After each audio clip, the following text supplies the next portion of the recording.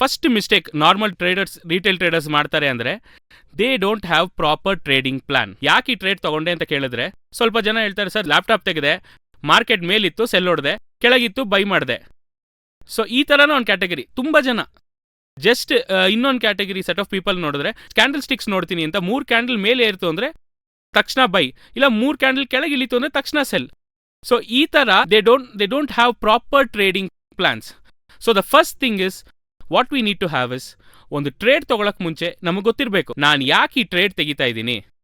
ತುಂಬ ಜನ ಇವತ್ತು ಯಾಕೆ ತೊಗೊತಿದೀವಿ ಅಂತ ಕೂಡ ಯೋಚನೆ ಮಾಡಲ್ಲ. ಸಿಂಪಲಾಗಿ ಹೇಳ್ಬೇಕಂದ್ರೆ ಟ್ರೇಡ್ ತೊಗೊಳಕ್ಕೆ ಮುಂಚೆ ಯೋಚನೆ ಮಾಡಲ್ಲ, ಟ್ರೇಡ್ ತೊಗೊಂಡ್ಮೇಲೆ ಯೋಚನೆ ಮಾಡ್ತೀವಿ ಯಾಕನ್ನ ಈ ಟ್ರೇಡ್ ತೊಗೊಂಡ್ವೋ. So this is what happens to every retail traders. So ಇನ್ಮೇಲೆ ಟ್ರೇಡ್ ತೊಗೊತೀರಾ ಅಂದರೆ ಫಸ್ಟ್ ಮಿಸ್ಟೇಕ್, ಟ್ರೇಡಿಂಗ್ ಮಾಡೋಕ್ಕೆ ಮುಂಚೆನೇ ಆ ಟ್ರೇಡ್ ಯಾಕೆ ತೊಗೊತಾ ಇದ್ದೀವಿ ಅಂತ ತಿಳ್ಕೊಂಡು ಮಾಡಿ.